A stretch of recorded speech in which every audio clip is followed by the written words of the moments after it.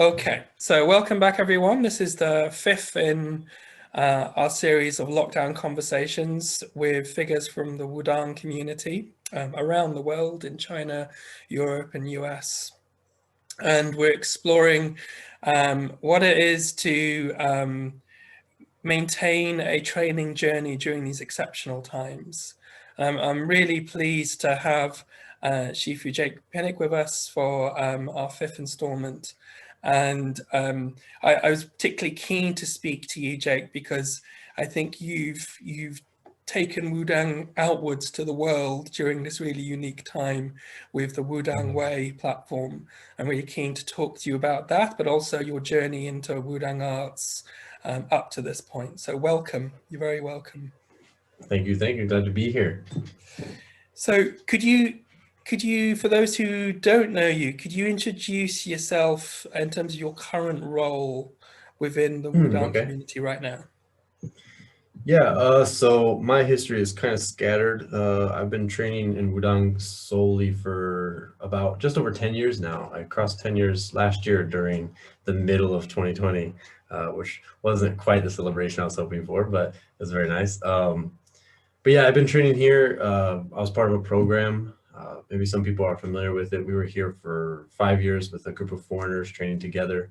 I took part in that program and finished in 2014. Then I was back in the States. I'm originally from Illinois. So I went back home for some short time. I did some teaching abroad there and some training, moving around, trying things. But I eventually actually wound up back in Wudang in the beginning of 2018 to come back and help Shifu, help Master Yuan with the teaching of the foreigners class, the health class here. And, you know, I wanted to spend a little more time with my own self-study. So I've been kind of picking up some other practices. I've been picking up music and doing things that I didn't have time to do, and we were focused on just training every day way back when.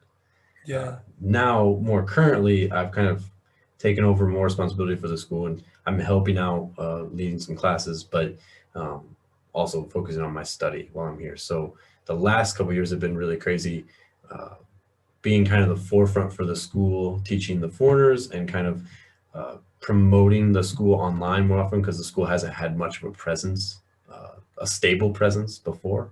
So that's been really nice to kind of like show people what we do here more directly with the different social medias and things like that. So I help with that as well.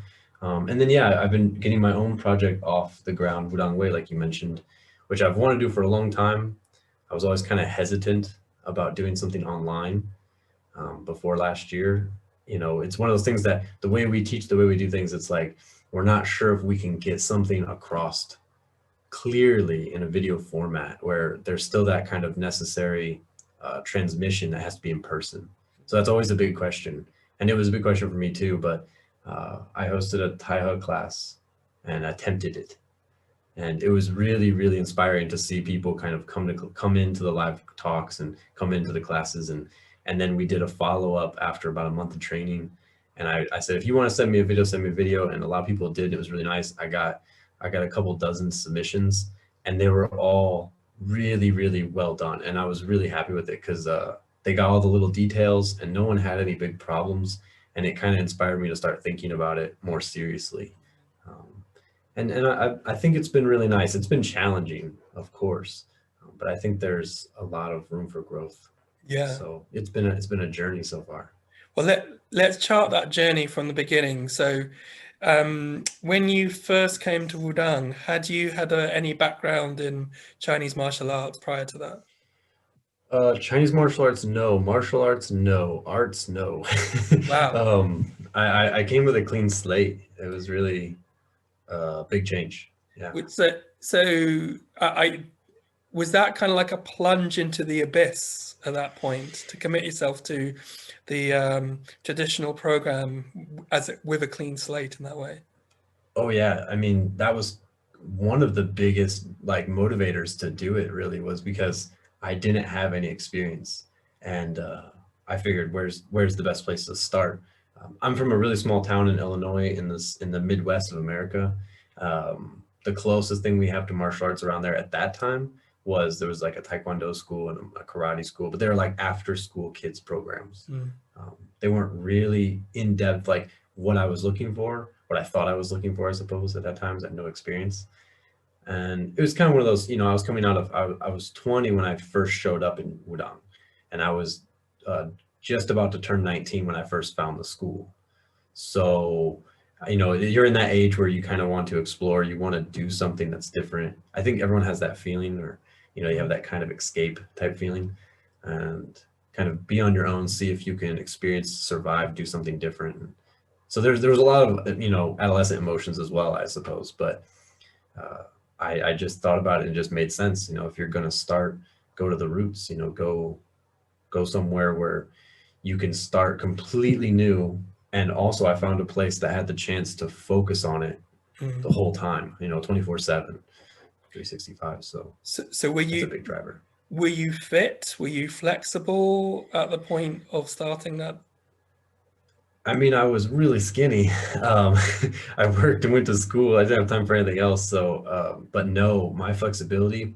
I remember I tell this story a lot for people, because I think my experience is a good model. Not that I'm like a very high level. There's a lot of things I still need to work on, train, and I like that. But when I came here, like I remember I messaged people in the class. Maybe you're familiar with Simon, Jeff and Simon. Yeah. And I remember talking to Simon. I was like, what do I do to prepare? What do I do to get ready? And he's like, well, you could go for runs and do some basic stretching, but nothing you do is going to prepare you. Just have some basic stamina. And I'm like, oh, okay, that's scary. And so I was running and stretching and doing like whatever I could do. And like 3 weeks, I think it was like 3 weeks or 4, like 1 month before I came to Wudang, was the first time in my life that I'd ever touched my toes. And it was like a huge breakthrough for me at that time. So no, I didn't have any. In the Midwestern life is very much like fast food buffets and tractors and car rides and things like that. So hip flexibility, knee stability, all that kind of stuff just goes out the window. And I came from less than a clean slate, I feel like sometimes. Do you think that gave you, that provided something that people from different styles are kind of burdened with at the point of starting a Wudang journey? You mean in the sense of like not having experience? Or maybe not having assumptions to fight against or things like that, Yeah, I mean, it's hard. I mean, I can only say yes because I never experienced it another way. But from my observation and my general feeling, I do think so with some things. That initial hump of coming and getting used to training takes a little longer. But yeah, I didn't have to unlearn anything because I didn't know anything. Yeah. So there was a letter written kind of introducing the class, for the traditional class, and it said there's 3 types of students. One who's like the academic student who's already learned something and they just want to add something to their professional life. And like, this is a student, but they're a professional. You're not really going to teach them as much as just kind of show them some things. There's another student who learned something and already thinks they know, and it's very hard to change them. And, they have too many habits and assumptions and their glass is too full. And then the letter says, and the third student doesn't know what they want to do. and they think this is something and they can dedicate some time to it, but they don't have any experience or knowledge even. So you can kind of grow them up from there. Yeah. And it said, that's a really good student. And I was like, that's me. I don't know anything. And, and so, yeah, definitely. I think it does help. Yeah. But, I've also taught a lot of students who have different backgrounds and they're able to kind of leave their ego at the door, step into class and be a student again. So if you can do that, it's also the same. Yeah. So I've asked this question of everyone, from the point of beginning your journey in Wudang to the intensification of your training, although it was intense from day one for you, and to the point of teaching. If there was a diary of your body, what would the highs and lows be? Like, were there points of injury? Were there certain kind of milestones that you went through? Were there points of healing? Was there some kind of adaptability? What comes to mind in the diary of your body over all of these 10 years? Well, which chapter do you want? Because that's a long book. Yeah, I mean, some stuff happens quickly. Um, some things take a long time. I mean, flexibility's been for me, flexibility's been a really difficult thing. Whereas things like coordination and like pattern memory and like learning forms, learning movements, um, I'm very visual, and the way the school teaches, the way we were taught was really, really beneficial to me because I could have someone kind of show it to me a few angles, explain it once or twice, and then yeah, I can remember that. And I'm gonna have to drill it into the ground, of course, to get it well. But I never had a problem with like remembering things or which is something that if you're practicing, you know, if you're teaching people and you say move to the left and they look at their hands, you know, and it takes a long time for people to get some basic coordination. And luckily, that wasn't a big thing. That was pretty quick. But flexibility, like getting splits, these kind of practices, this was an arduous road in the beginning. I would say I keep go back to this, and there's like a photo that I took doing splits, and I think it was in October, so that would be like 4 or 5 months of grueling kick practice and sweating in the hottest summer I've ever been in, and like just every moment just trying to be in the splits or squatting or doing something. And those were pretty intense. A few injuries. I messed up my ribs doing hard qigong and things like this before, and those stay with those memories stick with me pretty clear. I go back to them in pool, like source my lessons for class from those experiences quite often, which is helpful.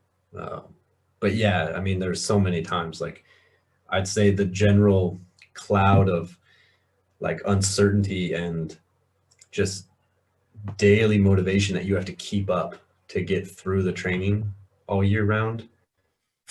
Moving into your role as a coach, instructor, teacher, Mm, have you found there are then either needs to be a different approach to teaching foreigners as opposed to Chinese nationals, or is there a universal method? What's been your perspective over that on that over time? mm. I mean, that's a really good question. It's one that it comes up a lot, but it's one of those things that's just like I don't know if I can really compare the general Chinese division to the Western division because it just comes down to each individual person is so different. And we get a lot more of a melting pot here just because we're an international school. So there's quite a big spectrum of people that come from different countries, but equally within China, there's quite a big difference. We've got students that come here that are kind of like tourists, you know, they're kind of like going and they're joining for a week, they want to try, you know, they don't live that far away, so that the risk isn't that high. And then you have people who have like saved up and they're coming here for a couple months and it's like been their dream for years to come, you know, so there's quite a big spectrum of difference, not to mention the different personalities, ages, experiences, things like this. So it can be quite a challenge. It can be quite a challenge. Um, I wouldn't say that there's the only method that is for a teacher to be able to teach well. The only method that works universally is to have a good student. You know, that's really the only thing, because like no matter what their background is, no matter what their history or experience or time that they have to train, if the student can come to class and be prepared to be a student and dedicate that time to it, everything else falls into place.